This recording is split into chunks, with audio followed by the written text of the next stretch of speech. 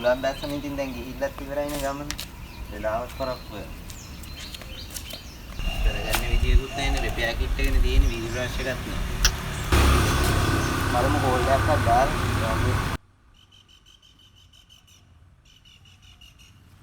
මාර සින්නක බං ඉනිෂි මේ වාහනේ පැච් එකක් ගියානේ බං.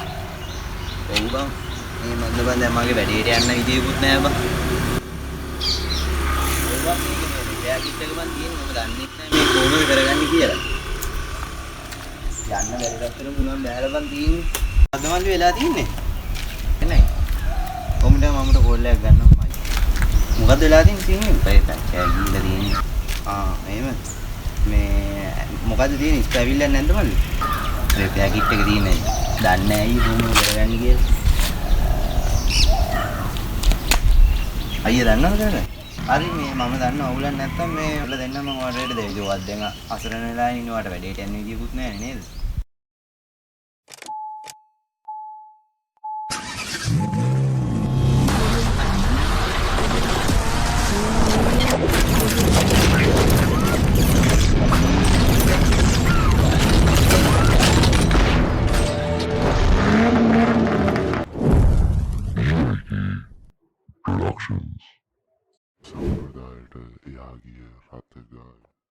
ආයිබෝන් කියලා සාදරෙන් පිළිගන්නවා SLK Vision වෙතින් කියන අලුත්ම වීඩියෝ එකට.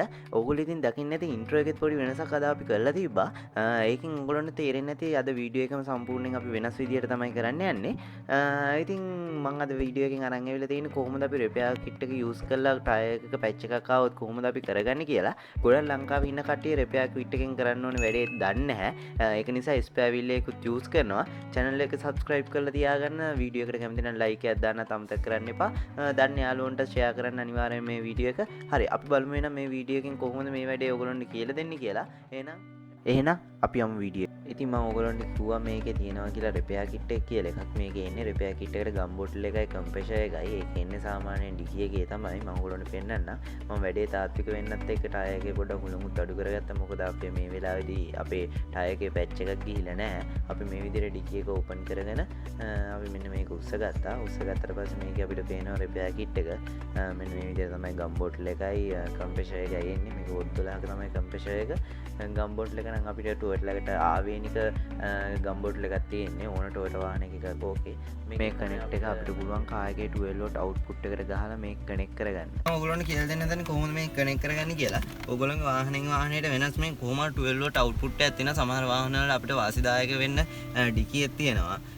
අපි මේක මේ විදිහට කනෙක්ට් කරලා මේක ඉග්නිෂන් එක බ්‍රේක් එක පා ගන්න නැතුව පුෂ් ස්ටාර්ට් නා එකපාරක් පාගත්තා ඔන්. අපි බලමු මේක කොහොමද කරන්න කියලා. ඉතින් අපි මේ විදිහට තමයි වයර් කනන්ට් ගන්න මේක දිගට මේක දීලා තියෙනවා. අපි මේ විදිහට මෙතනින් ගියාගමු. අපිට දැන් මම කියනවා ඔයගොල්ලන්ට මේ වාහනේ අපි හුලං ඇරලා තියෙන්නේ කියලා ඉවර වෙලා. දැන් හිතමු අපි මේක පැච් එකක් නම් ඔයගොල්ලන්ට කරගන්න විදිය මම කියලා දෙන්නම්. හැබැයි මම අද ගම් එක භාවිතා කරන්නේ නැහැ. මොකද මේක අපරාධ නිසා. සාමාන්‍ය මේ ගම් බෝතලය සාමාන්‍ය 3000 4000ක් විතර වෙනවා අපරාධයක් මේක. ඒක නිසා මම ඔයගොල්ලන්ට කියලා දෙන්නම්. මේකෙදි ටොයට් නම් මේ දැන් හිතමු මේ විදිහට ඔයගොල්ලන්ට බෝටල් එකයි මේක 100 මේ මොකද වාහනේට වෙනස්. ඒ කියන්නේ කම්ප්‍රෙෂර් එක ඇවිල්ලා තියෙන සිස්ටම් එකත් එක්ක වෙනස්. මම ඔයගොල්ලන්ට දැන්ට මේකේ ඇවිල්ලා තියෙන සිස්ටම් එක කියලා දෙන්නම්. දැන් මේකේ ඇවිල්ලා තියෙන දැන් මේකෙන් තමයි අපිට හුලං ගහන තැනට බටේ සෙට් කරගන්න තියෙන්නේ. ඒ කියන්නේ මෙන්න මේ විදිහට. මෙන්න මේ විදිහට අපිට මේ බටෙන් මේ දෙකට කනෙක්ට් කරගන්න පුළුවන්.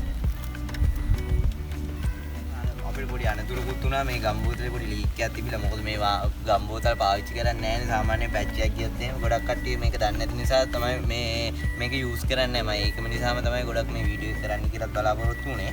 මම ඉතින් දැන් ඔයගොල්ලන්ට මේ ගම්බෝතල යූස් නොකර තමයි මේ වැඩේ කරලා දෙන්නේ. මොකද මේකේ මේ පැච් එකක් ගිහලා නැහැ. අපි හුලම් බස්සලා තියෙන නිකන්.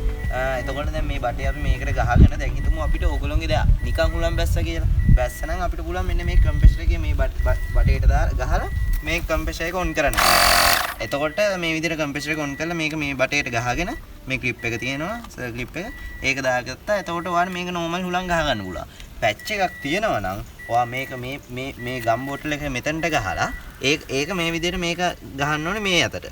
ඔන්න ඔය විදිහට ක්ලිප් කරන්න ඕනේ. ක්ලික් කරාට පස්සේ මේක ඔන් කරාම මේකට හුලම් පිරීලා මේකෙන් ප්‍රෙෂර් වෙලා මේ බටේ දිගේ යනවා ගම්මුත් එක්ක හුලම්. ගිහිල්ලා එතකොට දැන් මේ ඒ විදිහට ගිහිල්ලා මේකේ මෙන්න මෙතන තැම්පත් වෙනවා. තැම්පත් වෙලා අපි සාමාන්‍යයෙන් උලන් ගහ ගන්න පොඩි ප්‍රමාණයක්. දැන් හිතමු මේකට අපි ගහන්නේ 32ක් වගේනේ. අපි ගහ ගන්නවා 25ක් විතර. ගහගෙන අපි කෙලින්ම සාමාන්‍යයෙන් කිලෝමීටරයක් නෙමෙයි. මීටර් 300ක් 400ක් හොඳට මේක කරගෙන යනවා. එතකොට සම්පූර්ණ මේ ටයර් එක වටේට මේ ගම් එක ගෑවෙනවා ආරෝපණය වෙනවා. ඊට පස්සේ අපිට තියෙන අයිත් පොඩ්ඩක් නවත්තලා අයිත් සම්පූර්ණයෙන්ම 32ම හුලං ගහගෙන අපිට සාමාන්‍යයෙන් කිලෝමීටර් 2ක් විතර අපිට මේ පැයට කිලෝමීටර් 50කට වගේ ස්පීඩ් එකකින් අපිට පුළුවන් යන්න මේකේ සර්විස් ස්ටේෂන් එකකට ගිහලා ටයර් එක මාරු කරගන්න තැනට වෙනවා. එතකොට අපිට මේ වැඩේ හරියටම කරගන්න පුළුවන්. ගොඩක් ස්පීඩ් නම් යන්න එපා. ඉතින් ඔයගොල්ලෝ බැලුවේ SLK විෂන් එකකින් ගෙන ආපු අලුත් වීඩියෝ එකක්.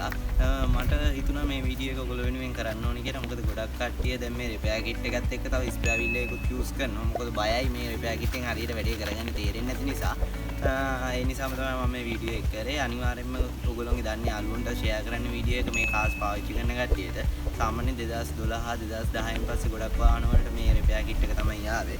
මේකේ කම්ප්‍රෙෂර් එක මම ඔයගොල්ලන්ට ගම් එකත් එක්ක වැඩේ කරන විදිහ ස්ටෙප් බයි ස්ටෙප් කියලා දීලා තියෙනවා. මොන හරි ප්‍රශ්නයක් තියෙනවා නම් ඔයගොල්ලන්ට මගේ ඩිස්ක්‍රිප්ෂන් එකේ මම මගේ WhatsApp නම්බර් එකක් දාලා තියෙනවා. ඒ WhatsApp නම්බර් එකට මෙසේජ් එකක් දාලා ඔයගොල්ලන්ට අහගන්න පුළුවන්. ඕන වෙලාවක මම ඔයගොල්ලන්ට උදව් කරනවා. මේ දේ විතර නෙමෙයි ඕන දෙයකට ඔයගොල්ලෝ කතා කරන්න කිසි ප්‍රශ්නයක් නැහැ. කලින් ඔයගොල්ලන්ට පොඩි දෙයක් ඉල්ලනවා මම ඔයගොල්ලන්ගෙන්. මේ තමයි මගේ මේ වීඩියෝ එකට කැමති නම් අනිවාර්යයෙන්ම ලයික් එකක් දාන්න. ඒ වගේම තමයි මගේ මේ වගේ වීඩියෝස් ඉදිරියටත් බලන්න කැමති නම් අනිවාර්යයෙන්ම මාව subscribe කරන්න. subscribe button එකට එහා පැත්තෙන් තියෙන bell icon එක ඒකත් click කරන්න අමතක කරන්න එපා. එතකොට ඔයගොල්ලන්ට මගේ වීඩියෝ එකක් දාපුවම ඉක්මනටම ළඟටම එනවා. නැත්නම් ඔයගොල්ලන්ට හොයන්න මේ SLK විෂන් කීකේම type කර මේ වීඩියෝ එකක් දාලාද කියලා. කිසිම ප්‍රශ්නයක් නැතුව ඔයගොල්ලන්ගේ ළඟට notification එකක් විදිහට ගෙන්න ගන්න පුළුවන්. bell icon එකත් click කරන්න.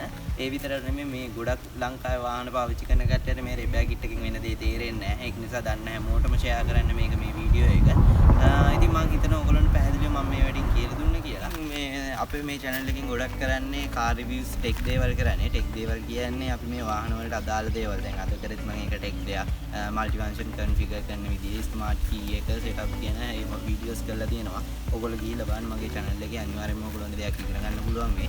ඒක නිසාමයි මම කියන්නේ ඔයගොල්ලන්ගේ යාළුවන්ට දන්න හැමෝටම share කරන්න කියලා.